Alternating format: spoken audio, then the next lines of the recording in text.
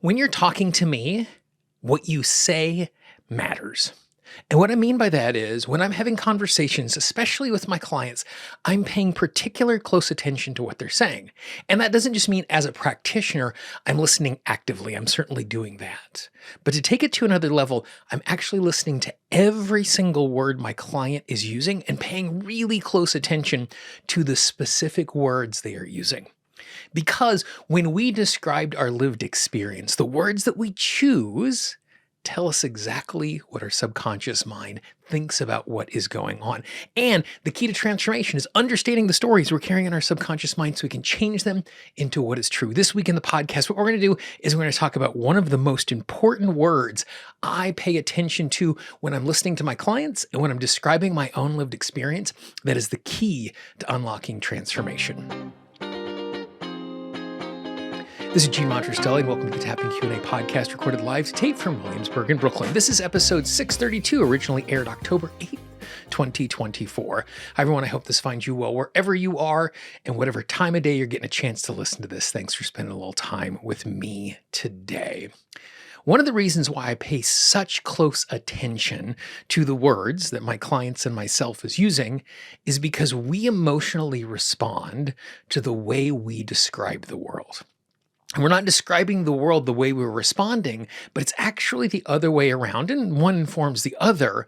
But when we're looking to create change, that entry point can be in the words that we use. So, for example, if you say, everybody at work hates me, well, you're going to walk into the office with your dukes up looking for a fight because you're expecting everybody to be an adversary. Even if it's not true, if you describe it in that way, then it's going to be really hard for you to navigate the day other than from a mood of confrontation. So today what we're going to do is we're going to unpack one of those words. And then once we do that, I'm going to show you how to use tapping to transform the way you are responding to the world based on that word. Now, if you are new to tapping and have no idea what I'm talking about, tapping is this absolutely amazing tool that we can use that creates transformation in our subconscious mind so that we show up in the world in a different way. We respond to what is going on around us in new and different ways. If you are new to tapping, all you need to do is go to learntotap.com. That's learntotap.com. And there you will find basic instructions that will make it super easy so you can add this tool set into your daily life. It's something I use every single day. It's something I use daily with my clients. I know you're going to love it. All you need to do is follow the little red arrow in the upper right-hand corner, and that will take you to learntotap.com. The word I want to talk about today is the word should. And it is amazing the impact that that word has on us. I want you to try this right now. Say out loud, I should do it. No, seriously, do that. Say, I should do it. And you'll notice that when you say, I should do it, for me, there's this immediate sense of heaviness. I should be doing it because there is the implication in I should be doing it that I'm not doing the thing that I actually want to be doing. And so shoulds create so much tension inside of us because they hold us back and they keep us stuck because it is a guiding principle. Again, we're emotionally responding to it. I should do it, which means that I should be giving my attention to it. And I'm likely to have resistance to it because there's a part of me that is saying that I should do it. And what's really interesting about a lot of those shoulds is they aren't actually shoulds. We're just framing them in that particular way. And since we're framing them in that particular way, we emotionally respond. And so there are things that we should do. And there are things that we describe that we should do that we don't actually have to do in that way that create that sort of resistance. So what I want to do is I want to share with you just a little 4-step process I use to examine a should, to make sure it's something that is useful for me and that I'm having the appropriate emotional response to it. Because when we engage with the word should accurately, then we're going to show up with the right energy and the right emotion when we're in the moment. Step 1 of the process is we need to name the thing that we feel like we should do. So as we work through this little exercise, what I want you to do is I want you to pick a should in your life. It doesn't have to be the biggest should in your life, but something. Think about your to-do list today. Think about the stuff that you want to accomplish this week. What's one of those things that, I should do that thing? And there's a little resistance to it. I should work out today. I should clean the kitchen. I should follow up with that client. I should go to that family reunion. And just name the thing that is should. So now, number one, we have the thing that we should be doing. I should be. Finish that sentence. Now that we've identified the thing that we should be doing, what we're going to do now is we're going to analyze that particular should to see if it is something that is good and useful for us to be doing. Now, whenever there is a should, there's actually three things that are implied inside of that should. Part number one is who is saying we should be doing the thing? Because a should can only exist if there is something that is giving effort to it or energy to it.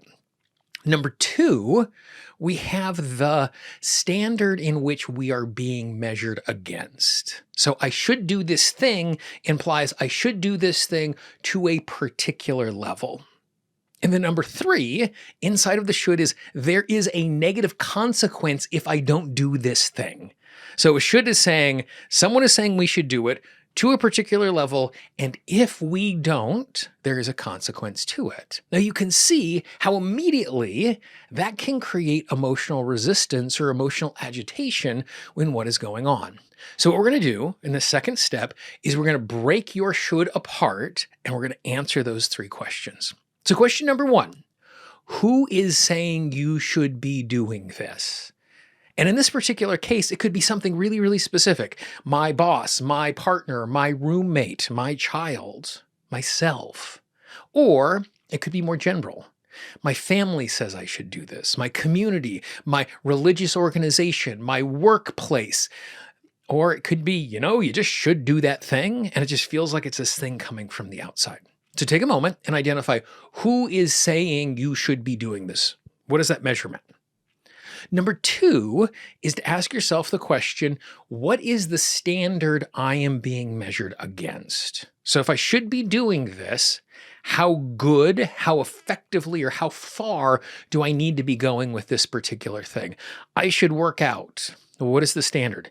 5 days a week for the rest of my life. You can see how there might be a heaviness that comes with that because that can feel like a life sentence. It can't be a proactive choice. So it's important for us to measure what the should is and what the success of that should is. The third thing we then want to do is what is the consequence if we don't do this? Now, oftentimes there are two types of consequences that come along with us not doing a should. One is the outcome of not doing the should. So if I want to work out 5 times a week, the consequence of me not working out is me not being healthy. Or one of the possible consequences. But there's also the association with who has said we should do it.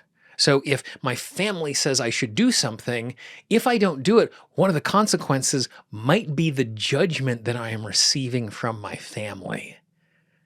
And so you can see the emotional drag that comes along with that. We now have the pressure to do it. We now have a standard to do it by, and we now have the consequences that come if we don't do it.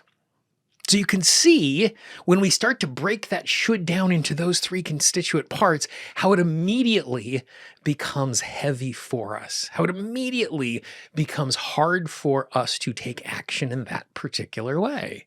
This is the reason why those shoulds are so gripping on us. So we have named the thing we should. We've broken the should down. Now for step 3, I'm going to have you do something that's really, really odd.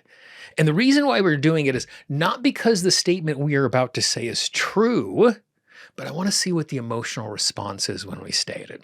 So what you're going to do is you're going to say you should do something, and then at the end of it, you're going to add the phrase, and I consciously choose to do this action.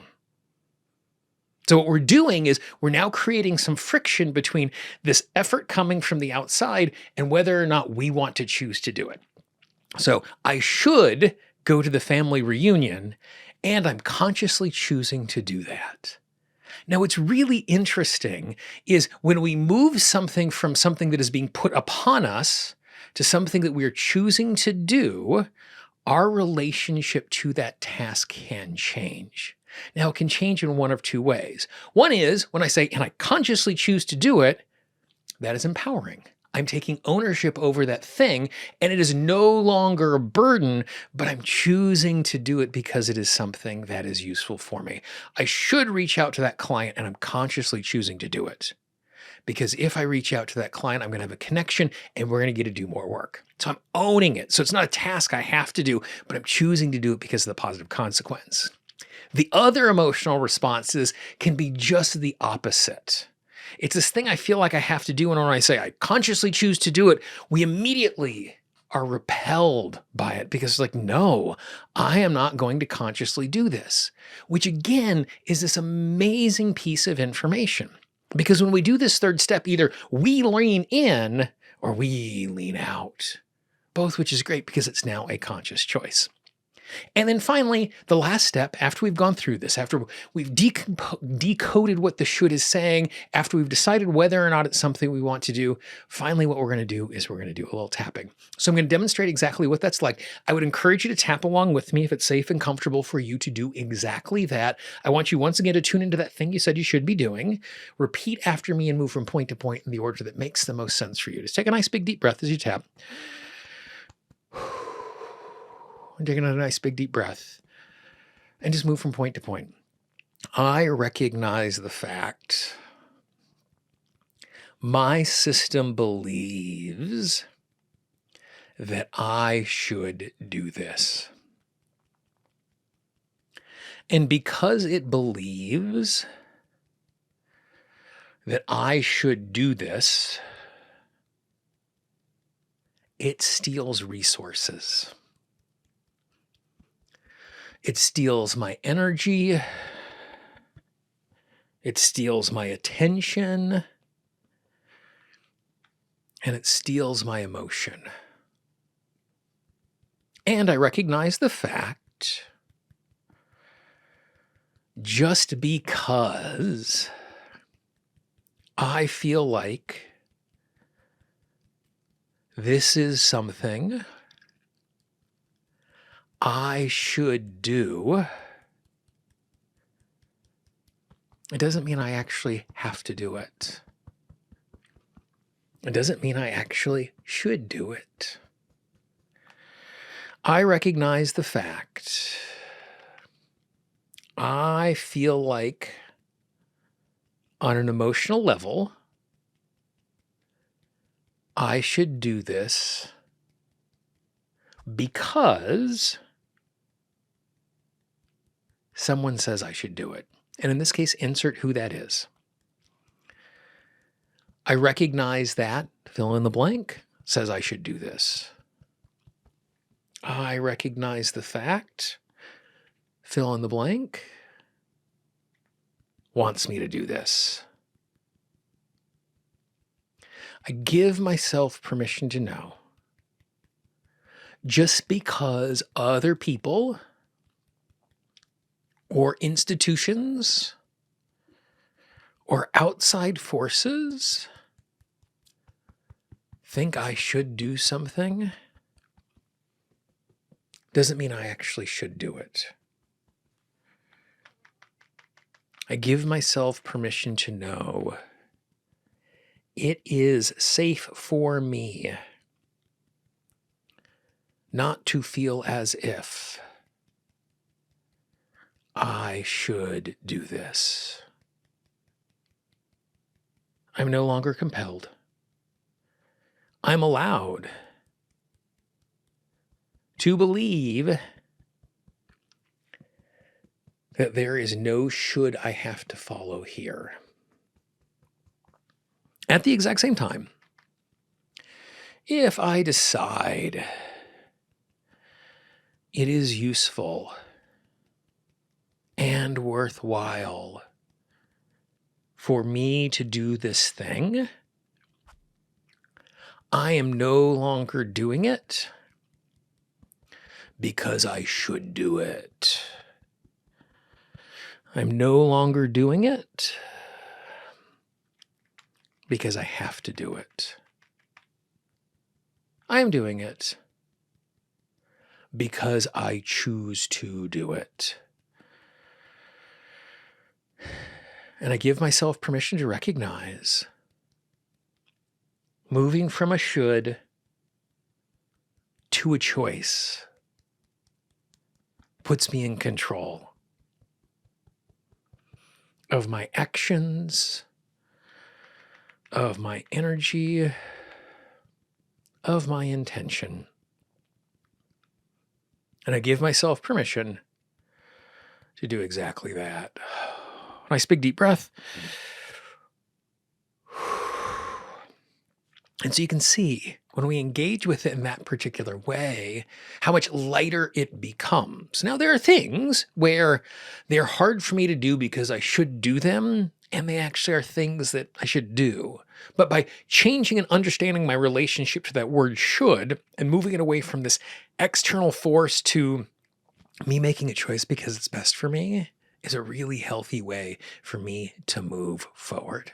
So that is the word should. I want you to pay really close attention to when you use the word should. You'll be shocked and amazed at how you are describing something in a way that it might be a good idea or it would be useful, and I should do it, which creates energy on top of it. To make this process even easier for you, I've actually made a little worksheet for you. If you go to tappingqanda.com/should, that's tappingqanda.com/should, I take these 4 steps, I lay them out for you. So you have a little worksheet, you can fill it out, which will make it even easier for you to process and tap along for this. If you know someone in your life who could use a little tool like this, please be our ambassador. We always joke about the fact that our marketing budget is your word of mouth. You might know someone in your life who could really appreciate a little process like this. And if you send it to them and they don't use it, that's okay. The fact that you've reached out to them and said you're thinking of them today will make a huge, huge difference in their day. Yes, that sounds cheesy, but you know and I know it is absolutely true. As you look on the screen right now, you can see the entire history of the podcast. Click on that playlist. There's lots more goodness waiting for you right there. I look forward to talking with you and tapping with you again real soon. Bye-bye.